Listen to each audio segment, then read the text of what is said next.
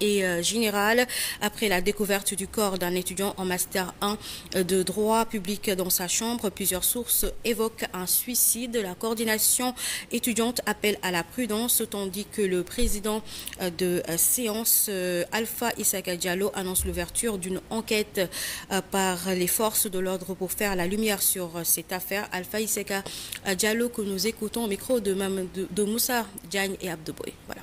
Et nous avons retrouvé notre camarade Matar Diagne sans vie dans sa chambre au village A. Eh bien, est-ce que c'est un suicide ou pas?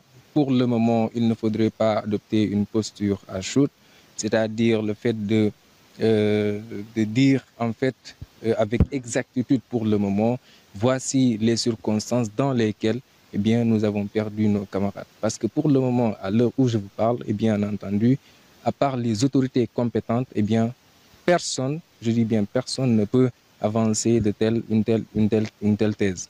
D'accord? Eh bien, par la suite, la coordination des étudiants de Saint-Louis a décrété une journée noire, n'est-ce pas, pour marquer cette journée-là, pour marquer sa considération à la mémoire de notre camarade, accompagnée de 24 heures de cessation de toute activité pédagogique. Et vous le savez très bien.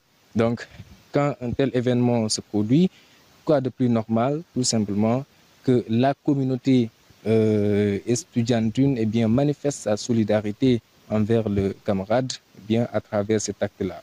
C'est la raison pour laquelle eh bien, nous avons procédé ainsi.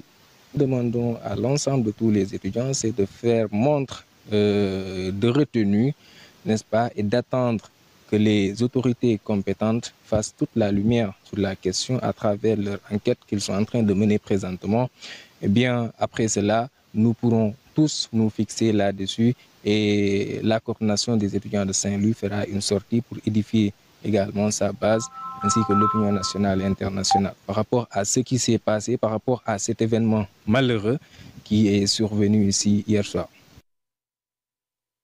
Autre actualité, l'Assemblée nationale a adopté à l'unanimité deux projets de loi sur la réglementation bancaire et la microfinance visant à sécuriser le secteur financier et à promouvoir l'inclusion bancaire présentés par le ministre des Finances et du Budget.